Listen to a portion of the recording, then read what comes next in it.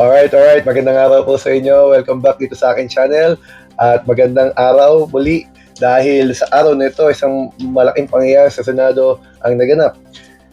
Ito po ay simula ng panibagong yugto ng Senado kung saan nagkaroon sila ng mga bagong mga pinuno maliban sa Senate President. Nagkaroon sila ng mga committee chairmanship na bago dahil na-deklara nila na bakante ang mga chairmanship at nadeklara nila na bakante ang Senate President Tempore at nailuklok nila si Senator Sherwin Gatchalian bilang Senate President Pro Tempore. In other words, kumbaga sa Vice President, pangalawa, number 2. So nailuklok nila yan at siya ay acting Senate President ngayon dahil doon sa napaliwanag ko kanina, doon sa Rule number 4, Section 5 ng Senate Rule, na kapag ang isang Section 4, kung ang isang Senate President ay hindi dumadalo o absent ng isa o higit pa sa isang mga araw, yung Senate President Pro Tempore dapat mag-take over or mag-step up. Which is sa pangyayaring ito, 3 araw ng absent si Cayetano pero active sa Facebook Live, nagpapataas ng viewers ng so si Senator Sherwin Gatchalian ay nailuklok. Nagkaroon ng quorum, nailuklok, napalitan ng mga chairmanship. Ang isa sa pinaka mainit na napalitan ay yung Blue Ribbon Committee chairmanship na binigay kay Senator Pia Cayetano noon, na ngayon legally ay kay Senator Erwin Tulfo na nagdeklara nga na sa Lunes ay may hearing at hindi niya kinikilala yung mga patawag nila bukas dahil wala naman kasing hindi naman dumaan sa legalidad yun eh. But anyways, bakit po nangyari ang lahat ng ito? Bakit po nagkaroon ng sesyon kahit binoboycott ng majority noon ang Senado? Saan po kayo nakakita na ang Senate President na dapat mag-preside ng kanyang sesyon, nanumpa siya na ipapatupad niya ang kanyang duties and obligations ng isang Senate President at kabilang dyan, mandato niya na mag-preside. Sabi sa konstitusyon, dapat ang Senate mayroong sesyon every Monday to Wednesday. Ngayon lang tayo nakakita ng Senate President ayaw upuan, ayaw mag-preside sa kanyang sariling sesyon, pero ayaw din umalis sa pwesto.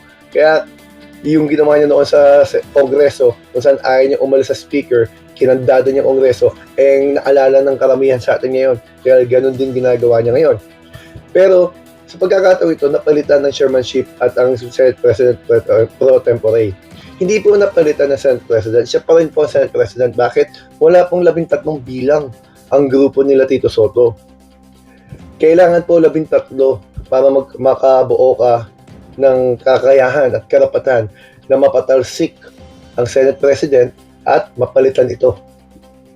So, dahil wala silang 13, napakailaman lang nila yung number 2, Senate President Pro Tempore.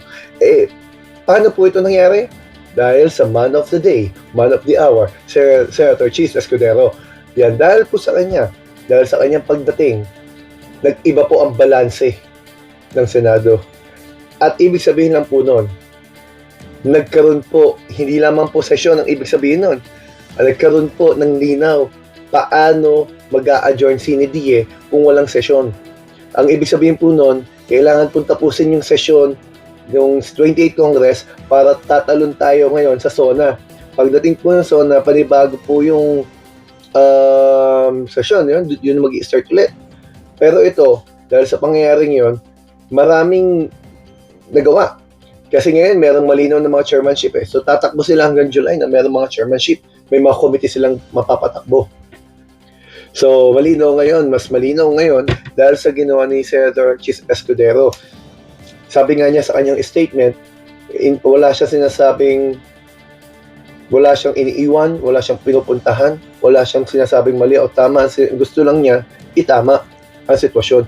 Kasi malinaw din po, gaya na napaliwanag ko sa isang video, yung sinasabi ng konstitusyon natin na kapag ka 3 araw o higit na suspended o suspendido ang sesyon ng either Senate o ng House of Representatives, kailangan may consent ng kabilang chamber. Ibig sabihin, kung kung 3 araw nang walang sesyon ng Senado, dapat nakakonsulta yan sa House of Representatives at may consent nila na hindi tayo o hindi sila magkakaroon ng sesyon. Pero sa pagkakataong ito, hindi po to official suspension of session. Wala pong official suspension dahil hindi lang po sila pumapasok. Sabihan lang nila siguro yung mga staff nila at mga kapwa-senador nila wag na pumasok. Pero may session dapat dahil wala nga pong official declaration na suspension of session eh. Di ba? So dahil wala namang suspension, nandun ang minority noon na ngayon ay majority. So dahil sa pangyayaring pagpasok ni Senator Chis Escudero, natapos na yung drama na yun. Napunta ngayon tayo sa sitwasyon na may mas malinaw, hindi pa malinaw na malinaw, pero mas malinaw, natatakbo at aandar ang Senado.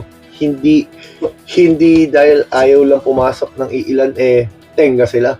Dahil nakakuha sila ngayon ng quorum. Napaliwanag ko rin po yung patungkol sa quorum na sinasabi doon sa case ni ano bang case yun? Si Avellino versus Cuenco na kapag daw ang isang miyembro ay fugitive o pinaghahanap ng batas, may warrant of arrest o hindi naman kaya nakakulong o hindi malaya, in other words, hindi malaya, magre-reduce ang number. Kasi sa 24, ang quorum dapat 13.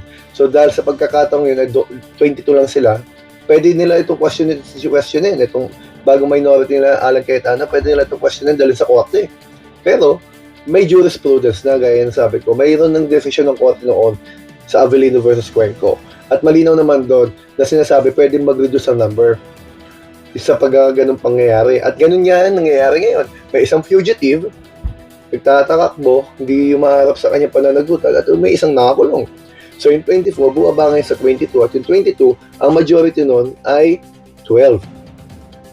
Kasi tabla sila sa 11 eh. Lumipat ngayon si Senator Chis Escudero. So ngayon 12-10. Senate President pa rin si Alan Cayetano. Pero wala siyang sapat na bilang para maisusog niya ang mga gusto niya mangyari. Lame duck, kumbaga. Wala siyang magagawa. Kaya may acting president. Ang Senate President pro tempore magiging acting dahil sabi sa Rule 4, Section 5 na kapag hindi pa na elect ang bagong Senate President, siya magiging acting dahil sa Section 4, kapag ang President ay absent sa isa o higit ng mga araw, dapat nang may mag-take over, which is Senate President pro tempore. At nangyari nga yan kanina. No?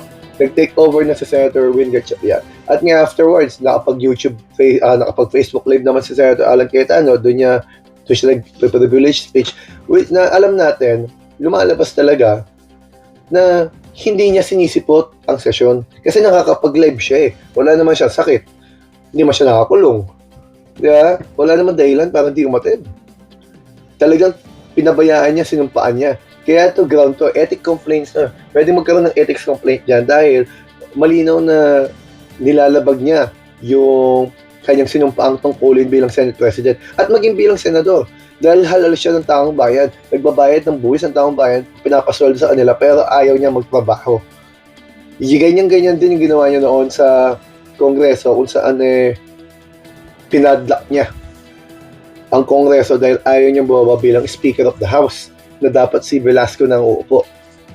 Ngayon, 12 pa lang ang grupo nila Senator Tito Soto dahil kay Senator Chis Escudero, kulang pa rin sila para mapalitan si Senator Alan Cayetano. Hindi natin alam, meron pang mga araw o sa session sa Sona kung darating itong si Senate President o kung mapapalitan itong si Senate President dahil may iba pang tatalon, hindi natin alam kung paano mangyayari doon. Pero malinaw naman sa ngayon na walang kapangyarihan si Senate President Alan Cayetano para isusog ang kanyang mga gusto mangyayari dahil pag nagkaroon ng botohan, hindi siya mananalo dahil sasampu lang sila, 12 naman itong majority.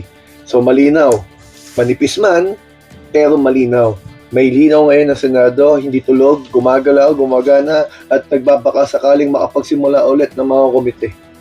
Yan ang pinakamaganda at pinakamalaking hakbang na nagawa sa araw nito dahil sa katapangan ni Senator Chis Escudero. Dahil sa kanyang ginawa, nagkaroon ng malinaw na ang Senado ay para sa tao. Maraming salamat po sa inyo. Sana po huwag niyo pong kalimutan mag-subscribe, mag-comment, mag-like. Maraming salamat po sa inyo.